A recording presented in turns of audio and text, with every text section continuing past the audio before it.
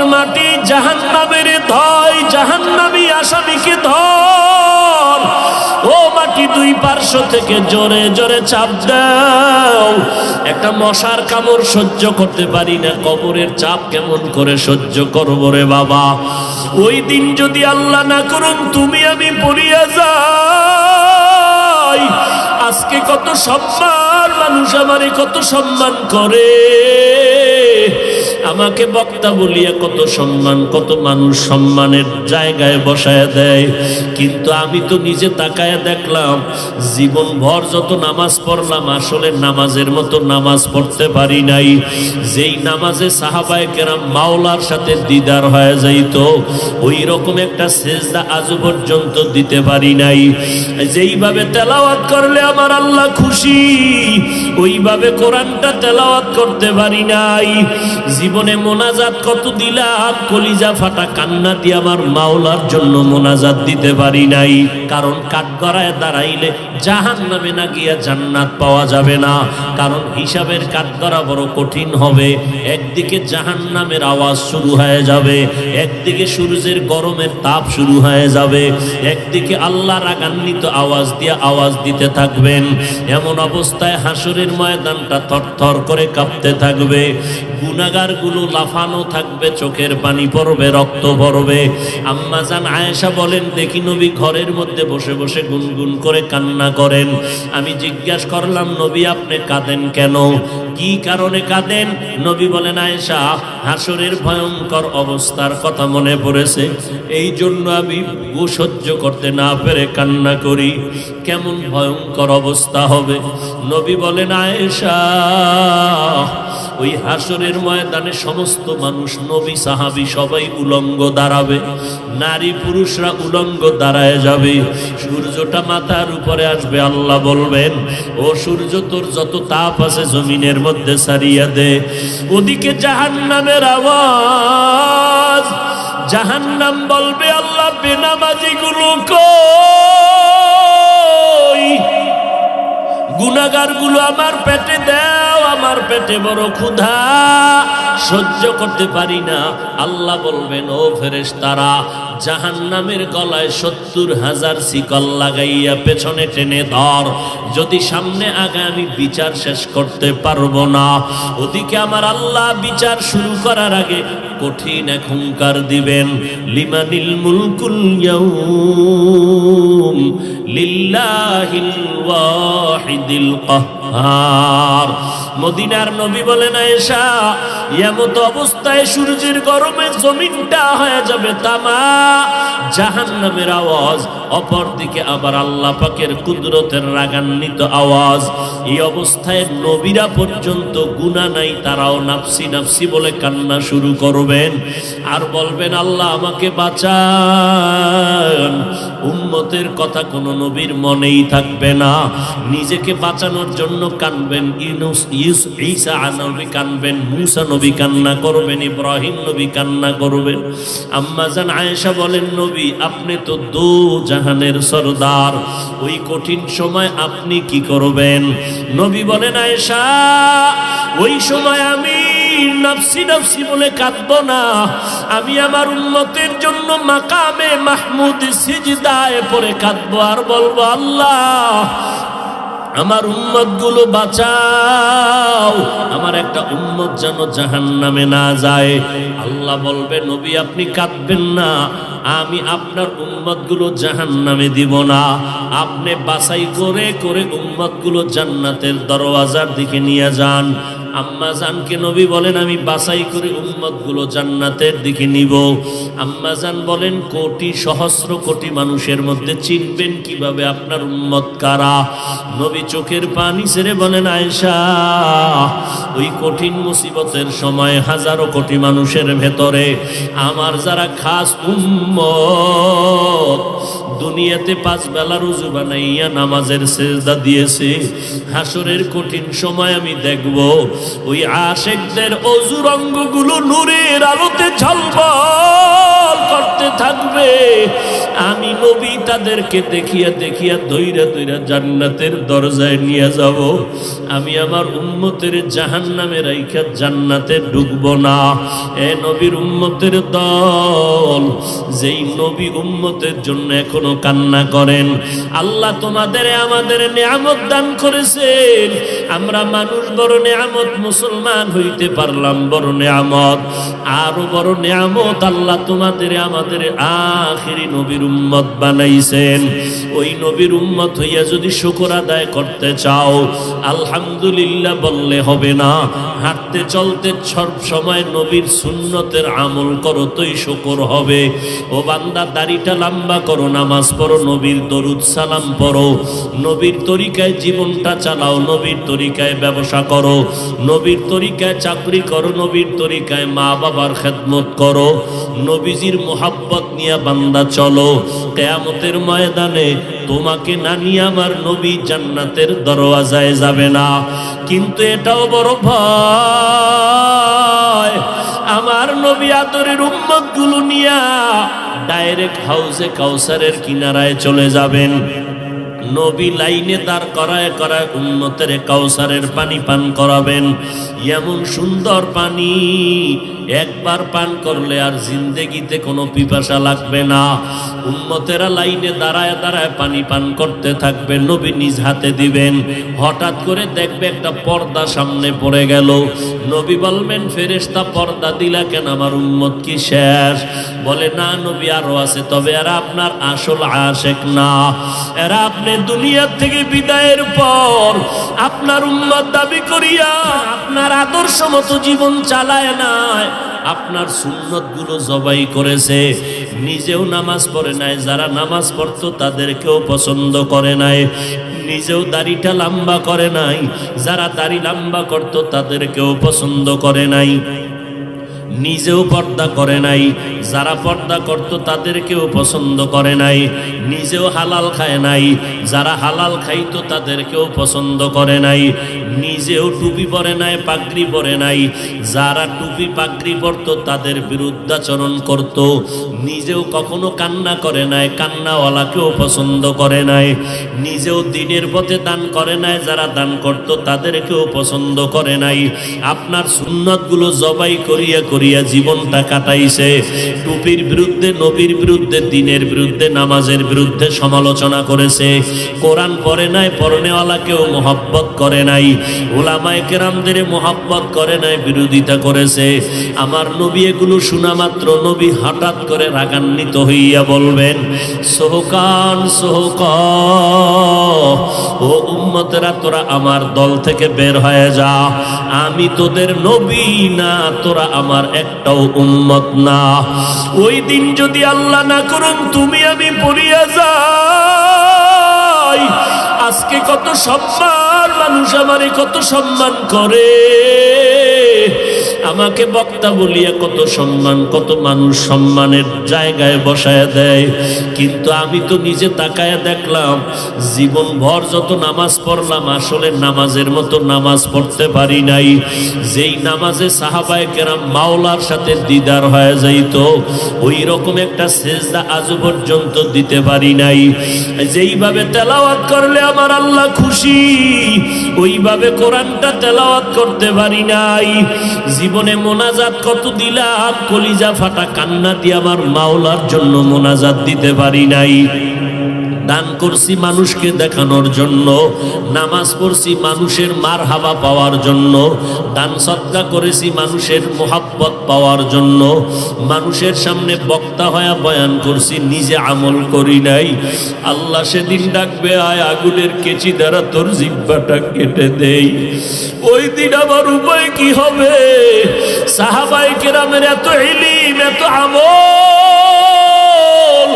সাহাবায়ে কেরামের এত তাকওয়া, এত ইখলাস, এরপরেও যদি তারা জীবনভর কান্না করতে থাকে, ও আল্লাহর বান্দারা নিজের বড় মনে করার কি পুঁজি তোমার কাছে আছে?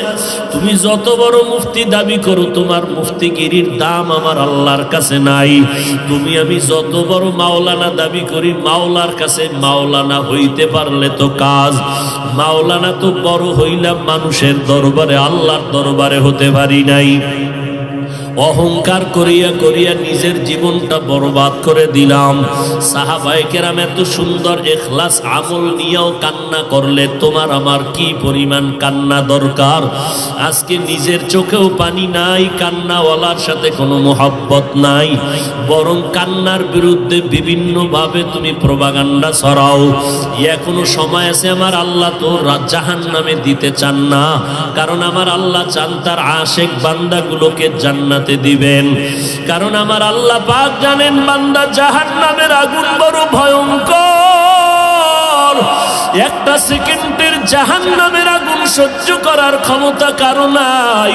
ও আল্লাহর বান্দারা, গুনার কাজ ওই পরিমাণ করিও রে যুবক, গুনার শাস্তি জাহান্নামে যেই পরিমাণ সহ্য করতে পারবি ওই পরিমাণ গুনাহ নিয়ে কবরে যাবি। ও যুবকেরা, এখনো আর কত বাহাদুরি করবা? এই জীবনে কত যুবকের লাশ কবরে রাখলাম, এই জীবনে কত যুবকের জানাজা পড়াইলাম, এমন একটা দিন নাই যুবকের লাশের খবর নাই। কত মা কান্না করে আমার সন্তান নাই, কে আমারে মা বলে ডাকবে? কত বাবায় কান্না করে, কে আমার খোঁজ খবর নিবে? ও আল্লাহর বান্দারা, স্কুলে পড়ো, কলেজে পড়ো, বাধা নাই। নবীর তরিকা মানো, পাঁচ বেলার নামাজ পড়ো, মা বাবার দোয়া নিয়ে চলো, ওলামায়ে আহলে হকের পরামর্শ নিয়ে আমল করো, মোনাজাত দিয়া মাওলার কাছে একটু কান্না করো। যদি মনে করো চোখে পানি আসে না, তোমার উপরে আমার আল্লাহ বেজার, গুনার কারণে তোমার দিলটা বড় পাথর। ওরে থানায় আসামিকে পিটাইলেও যদি আসামি কান্না করে, ওরে ছাত্র ওস্তাদের শাস্তির ভয়ে যদি কান্না করতে পারে, ওরে সন্তান যদি মা বাবার শাস্তির ভয়ে কান্না করতে পারে, আমার মাওলার আযাবের ভয় কি এত কম? ওই আল্লাহর আযাবকে যদি ভয় করো, কেন কান্না আসবে না রে বাবা? তোমার কপাল বড় খারাপ, ডানে বামে যদি কোনো কান্নাওয়ালা কাউকে পাও, হাতটা বাড়াইয়া দোয়া নিতে থাকো, আর মা বাবার থেকে দোয়া নাও, চোখের পানি তোমার চলে আসবে। ভোর রাত্রে আমার মাওলাকে একটু মোহব্বতে ডাক দিও, দেখবা চোখের পানি আসা শুরু হয়ে যাবে।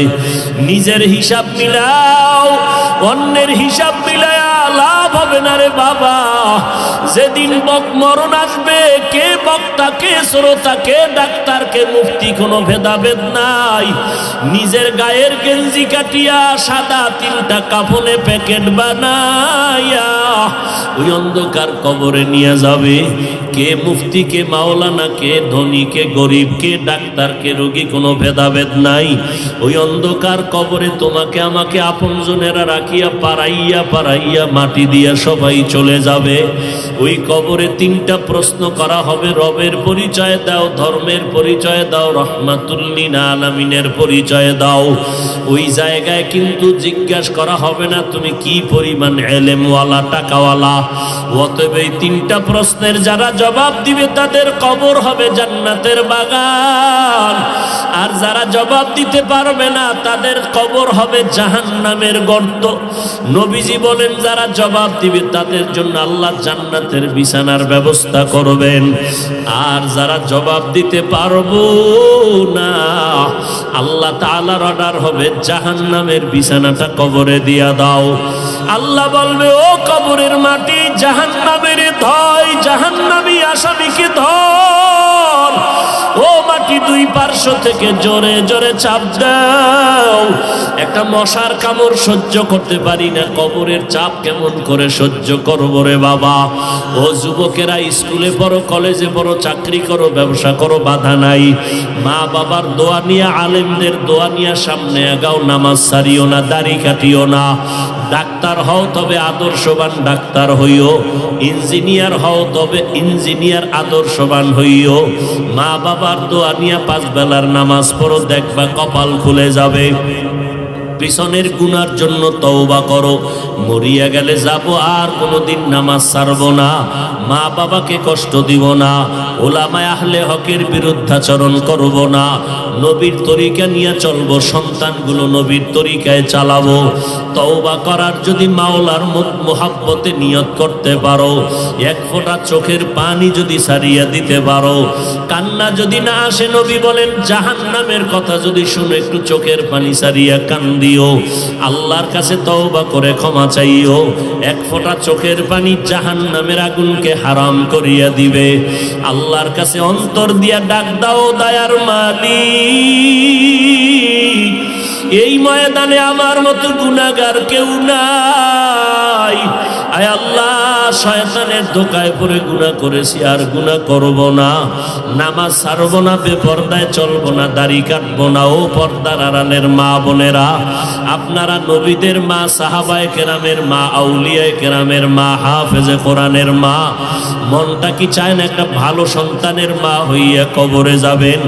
আপনার কবরের কিনারায় সন্তান কোরআন পড়িয়া দোয়া করবে। ও আম্মা জান, ঘরে থাকেন, নামাজ পড়েন, স্বামীর খেদমত করেন, সন্তানগুলো দিনদার বানান, সন্তানগুলোকে কোরআনের আদর্শ দিয়া নবীর মোহাব্বতে তৈরি করে যান। দুনিয়াও ধন্য হবে, আপনার আখিরাতের জিন্দেগিও ধন্য হবে। আল্লাহ আমাদের খাঁটি গোলাম হইয়া নবীর তরিকায় চলার তৌফিক দান করেন, আমিন।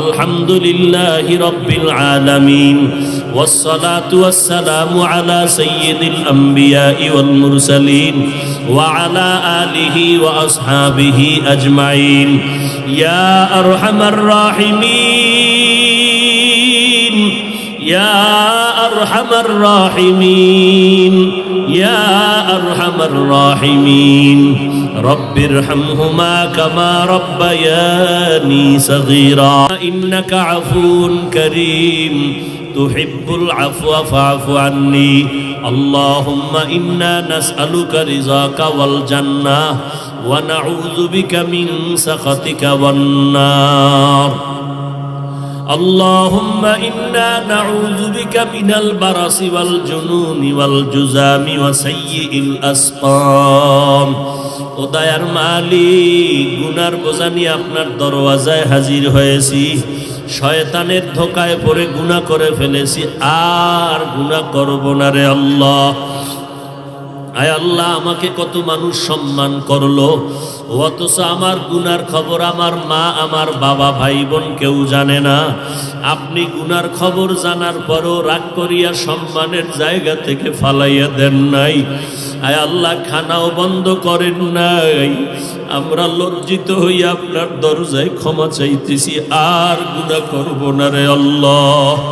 কত উলামায়ে কেরাম, মুরব্বী, হাজী সাহেব, কত যুবক, কত ছাত্র ভাই, কত ব্যবসায়ী, কত চাকরিজীবী, পর্দা নাড়ালের কত মা বোনেরা হাত তুলেছেন। আয় আল্লাহ, গুনার কারণে দিলটা পাথর, চোখে পানিও নাই, কান্নাওয়ালা চক্ষু দান করেন আল্লাহ, কান্নাওয়ালা চক্ষু দান করেন।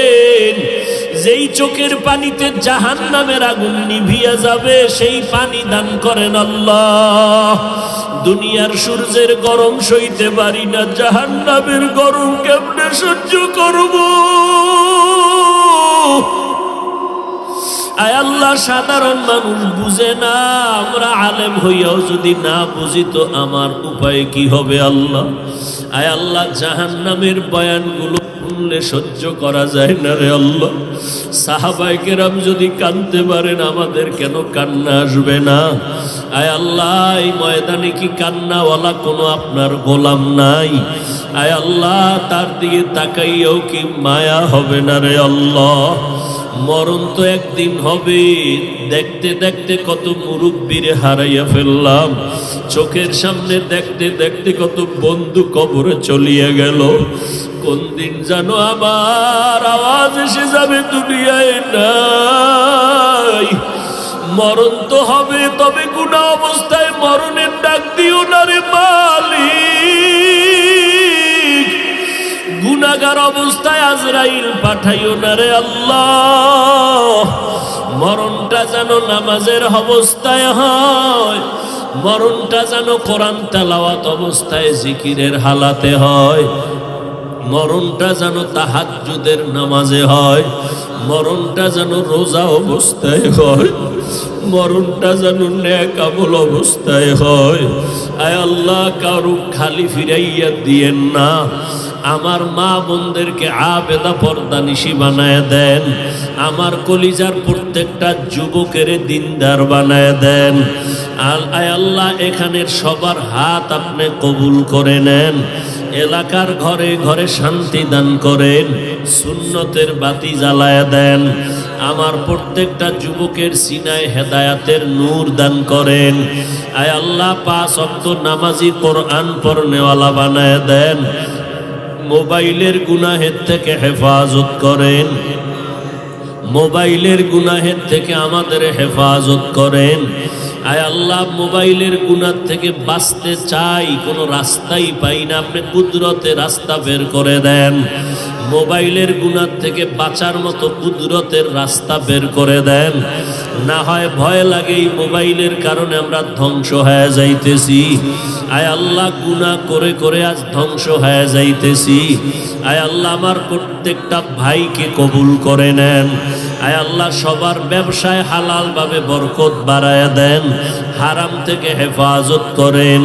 আমাদের সন্তানগুলো নেককার বানায়া দেন, সারা দুনিয়াবাসীকে মাফ করে দেন। বাংলাদেশ শান্তির দেশ বানায়া দেন। ওলামায়ে আহলে হকের বিজয় দান করেন। ইসলামের ব্যানারওয়ালা দুশ্মন থেকে হেফাজত করেন। বাতিলের মোকাবেলায় বিজয় দান করেন। আয় আল্লাহ, হিম্মত শক্তি সাহস বাড়াইয়া দেন। আয় আল্লাহ, মাদ্রাসা মসজিদ কবুল করে নেন। অন্যান্য শিক্ষা প্রতিষ্ঠান নবীর আদর্শওয়ালা বানাইয়া দেন। আয় আল্লাহ, দীর্ঘ নেক হায়াত দান করেন। আয় আল্লাহ, আমরা যারা হাত তুলেছি জানি না কে মা হারা, বাবা হারা, ইয়তীম, মা বলিয়া ডাকতে পারে না, বাবা বলে ডাক দিতে পারে না, বড় অসহায়। আয় আল্লাহ, যার মা নাই বাবা নাই, মেহেরবানি করে সবার কবর জান্নাত বানায় দেন। আম্বিয়ায়ে কেরাম, সাহাবায়ে কেরাম, শুহাদায়ে কেরাম, আউলিয়ায়ে কেরাম, আসাতেজায়ে কেরামের মাকাম উঁচু করে দেন। আয় আল্লাহ, মিথ্যা মামলায় জড়িতদের মুক্তি দান করেন আল্লাহ। আয় আল্লাহ, ইজ্জতের হেফাজত করেন। আমাদের জান মাল ইজ্জত আব্রু পরিবার সন্তানদেরকে আপনার কুদরতের হাতে আমানত। আয় আল্লাহ, কুদরতের দ্বারা হেফাজত করেন। চলার পথে ইজ্জতের সাথে হেফাজত করেন। সারা দুনিয়ায় খেদমতের জন্য ইজ্জতের সাথে কবুল করেন। হালাল বরকতি রিজিক দান করেন।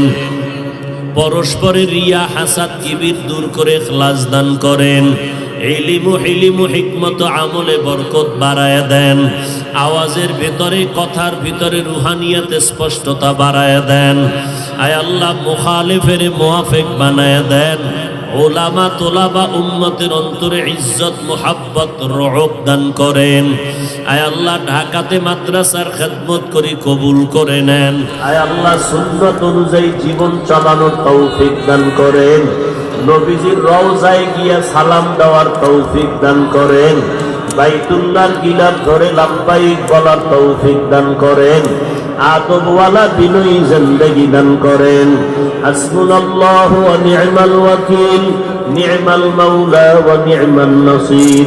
ওয়া সাল্লাল্লাহু তাআলা আলা খাইরি খালকিহি মুহাম্মাদিন ওয়া আলা আলিহি ওয়া আসহাবিহি আজমাইন। আমিন আমিন আমিন বিরহমাতিকা ইয়া আরহামার রাহিমিন।